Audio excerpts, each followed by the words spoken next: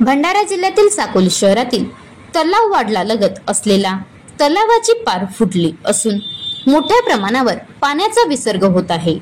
या पार फुटल्याने परिसरातील शेतामध्ये पाणी घुसल्याने शेतकऱ्याचे मोठे नुकसान झाले आहे। तसेच हा पाणी तलाव वाढत व शहरातील काही भागात घुसण्याची दाट शक्यता माजी नगरसेवक मनीष कापगते यांनी व्यक्त केली आहे। सदर पाणी राष्ट्रीय महामार्गावर आल्यास साकोली चंद्रपूर राज्यमार्ग बंद होण्याची शक्यताही वर्तविण्यात येत आहे। प्रशासनाच्या दुर्लक्षितपणामुळे सदर तलाव फुटला असल्याचे सांगण्यात येत आहे। साकोली तलावाची मेन पाड फुटलेली आहे।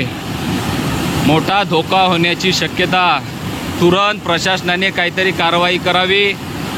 माजी नगरसेवक मनीष कापगते बोलतो आहे, वारंवार सांगूनही प्रशासनाने दखल घेतली नाही।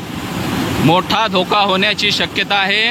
तलावाडात पाणी शिरण्याची शक्यता आहे।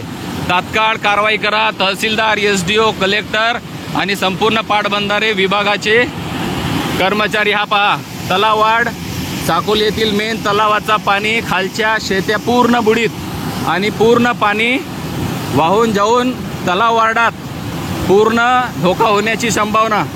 अगदी कमी वेळात हे पूर्ण पाड फुटलेली आहे। आता गाडीवर मोबाईल नंबर नाही तर इमर्जन्सी QR कोड वापरा, जे तुम्हाला अडचणीच्या वेळी साथ देईल।